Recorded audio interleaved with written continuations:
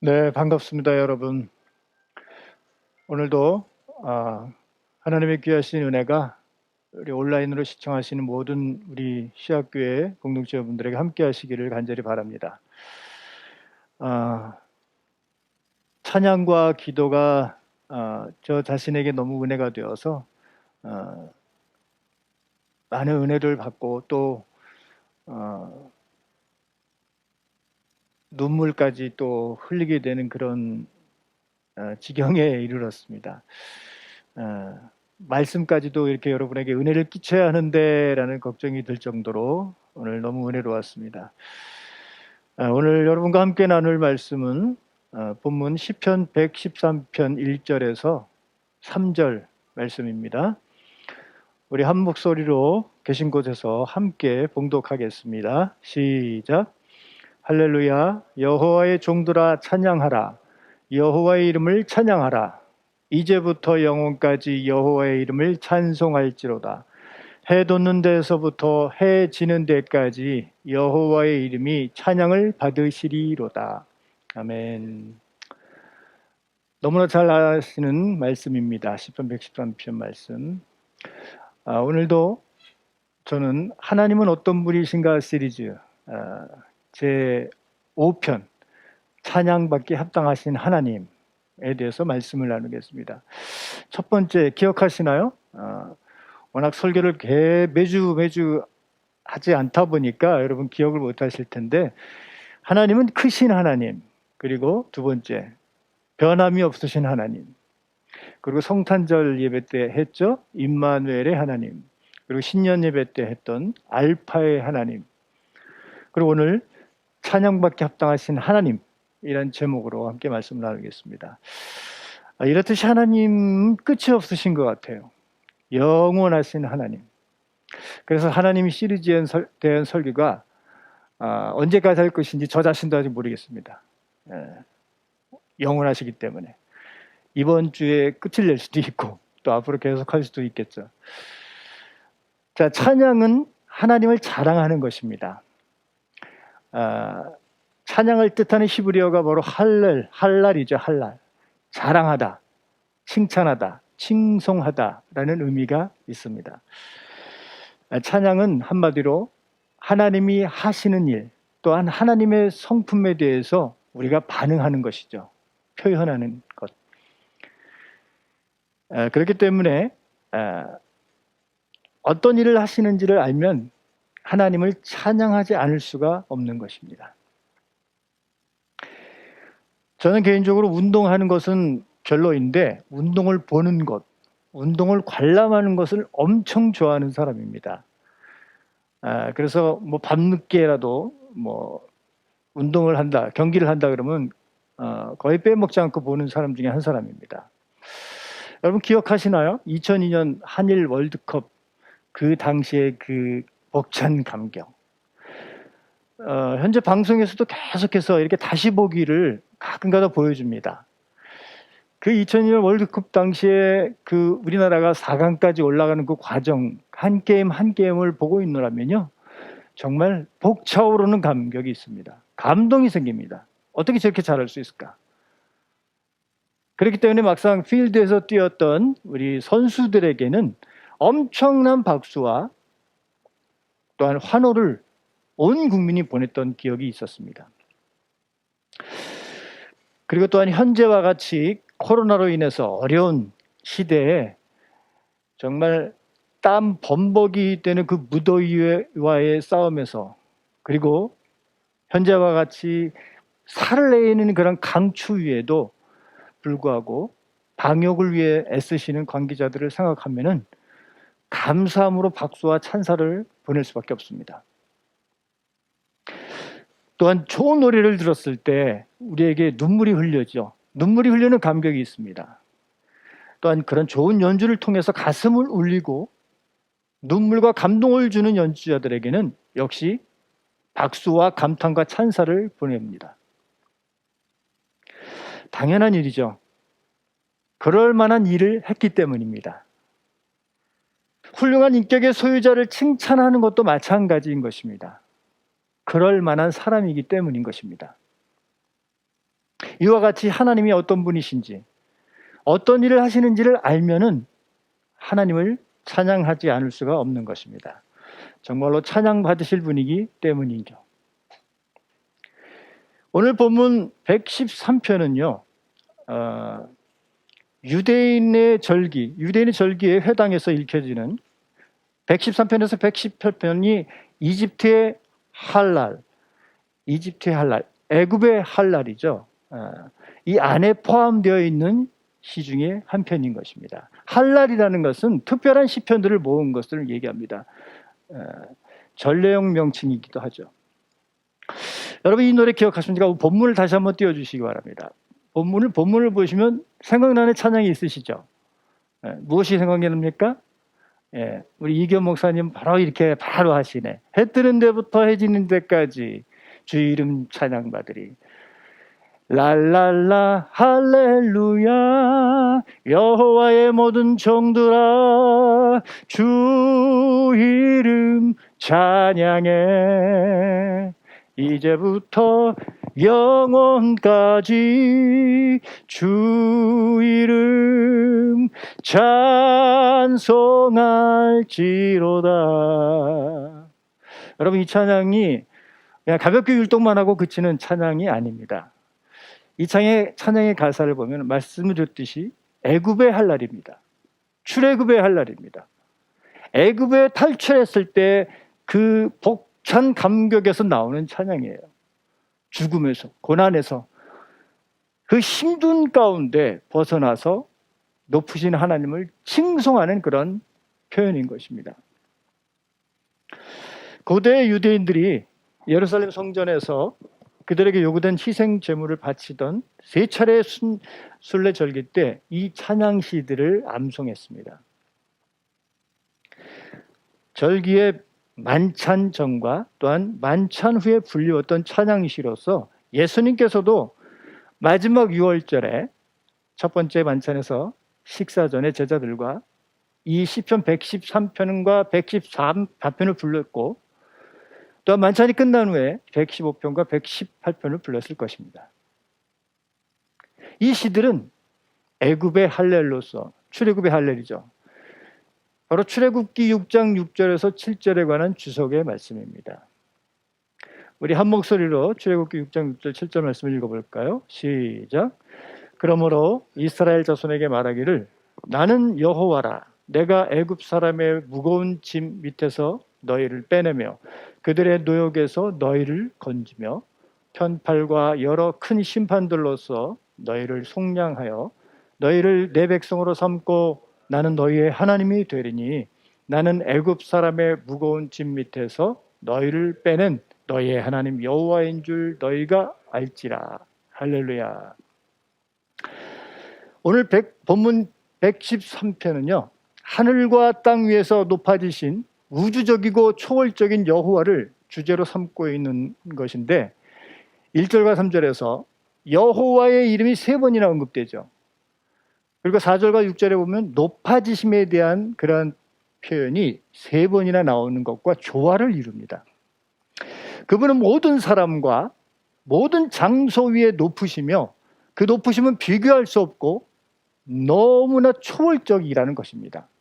그렇기 때문에 찬양받기에 합당하신 분인 것입니다.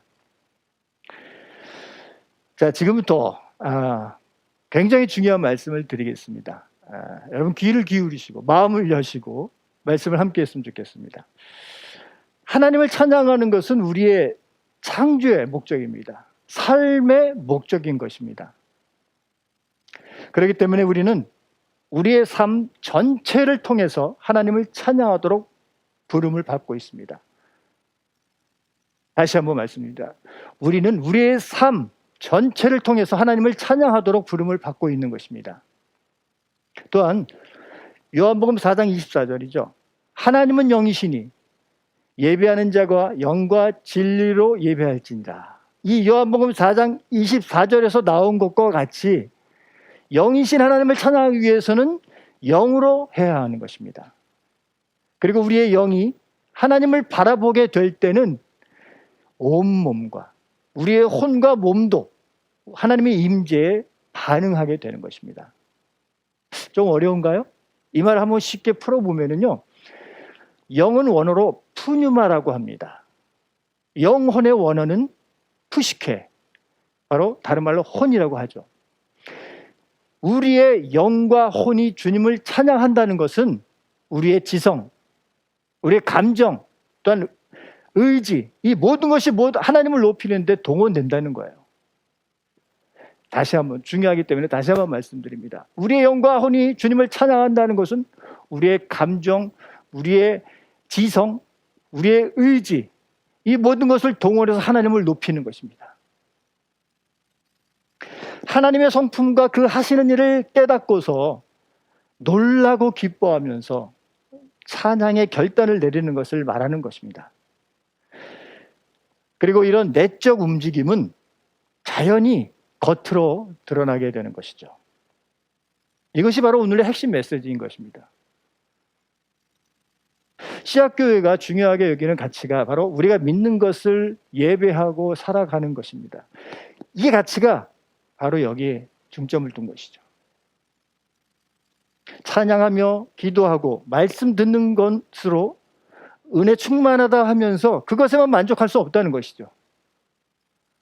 내가 이렇게 살고 있으니 하나님을 찬양하는 삶을 살았다고 하면은 오산인 것입니다. 물론 찬양의 삶을 통해서 그러한 행위가 삶까지 그대로 적용되어 올바른 삶을 사시는 분들도 참 많으십니다. 우리 교회 유명한 연예인이 한 분 계시죠. 그분 누굴까요? 한번 보실까요?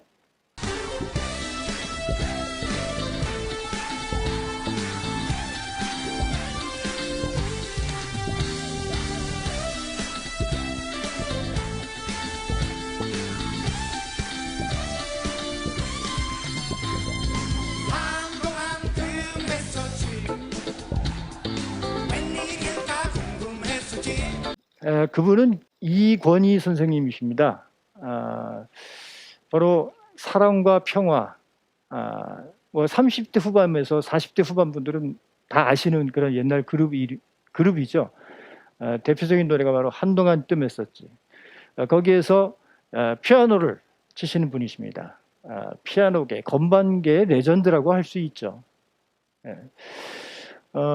재작년에 이건희 선생님께서 기도하는 마음을 가지고 본인의 은사인 피아노 연주를 통해서 찬송과 전곡을 연주하시겠다고 작정을 하셨습니다. 소원을 드린 것이죠. 작정한 그 자체가 바로 은혜의 시작이라고 저는 생각합니다. 그분의 특징은요, 찬송가를 거의 모르신다는 거예요. 악보를 보며 연주하여서 여러 가지 버전으로 유튜브에 올리는 일이 쉽지 않은 일임에도 불구하고 현재까지도 계속해서 진행 중에 계십니다.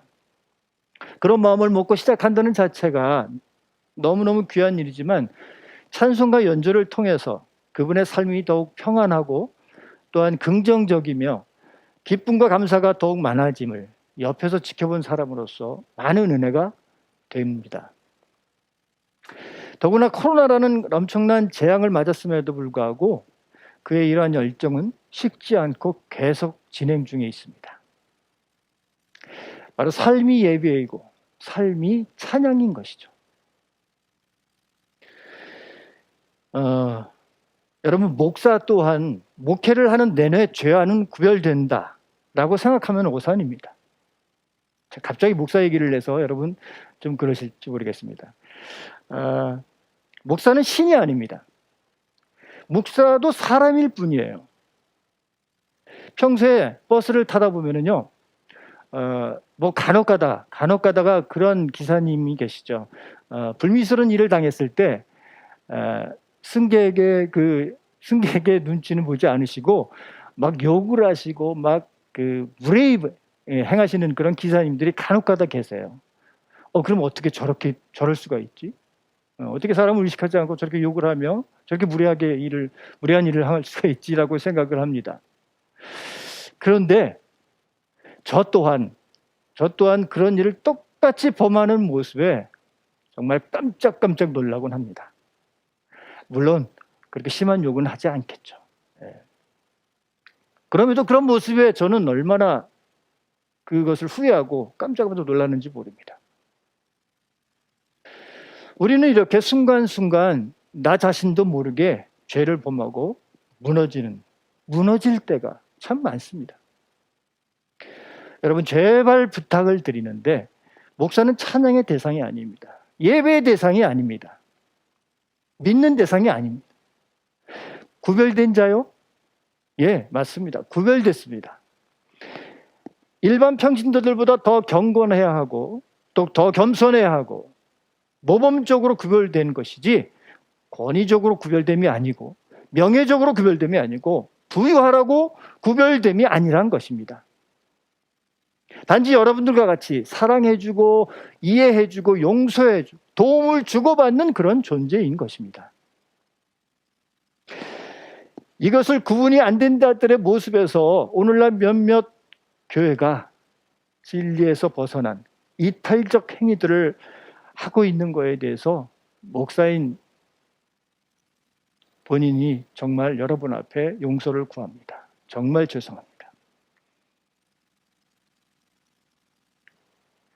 저를 위로 해서 모든 목회자분들 그리고 사역자분들 그리고 믿는 자녀들이 진리 안에서 더욱 깨어있어 진정한 찬양의 삶을 드려야 하는 것입니다. 해 뜨는 데부터 해 지는 데까지 영원토록 찬양받기 합당하신 그 주님 앞에 우리의 온전한 삶을 살아야 하는 것입니다. 우리는 우리의 모든 것을 다하여 주님을 찬양해야 합니다. 주님께서 그것을 원하시기 때문인 것입니다. 성경은 우리의 전 인격이 주님을 찬양해야 함을 분명히 하고 있습니다. 우리 눈에는 하나님이 보이지 않지만 하나님께서는 우리의 모든 것이 보입니다. 그렇기 때문에 우리의 속과 겉이 온전히 주님을 바라보며 찬양하는 것이 중요한 것입니다. 요한복음 4장 24절 말씀이죠. 아버지께 참되게 예배하는 자들은 영과 진리로 예배할 때가 오나니 곧 이때라. 아버지께서는 자기에게 이렇게 예배하는 자들을 찾으시느니라. 삶은 찬양과 예배의 연장인 것입니다. 우리는 항상 찬양하며 예배하는 삶을 살아야 하고 찬양하듯 예배하듯 삶을 살아야 합니다. 하나님께서 그냥 신자를 찾으시지 않고 예배자를 찾으시는 이유가 여기에 있는 것입니다. 하나님께서는 예배와 삶을 분리시켜서 이중적인 삶을 사는 종교인을 원하시지 않고 찬양과 예배의 삶이 연결되어 있는 예배자를 원하십니다. 그것이 바로 찬양받기 합당하신 하나님에 대한 우리의 자세인 것입니다. 함께 기도하시겠습니다. 오늘 말씀을 기억하시면서 우리의 겉과 속이 하나님을 찬양하며 찬양받기 합당하신 하나님 앞에 온전한 삶을 드릴 수 있는 우리의 모습이 되게 해달라고 이 시간 함께 기도하시겠습니다.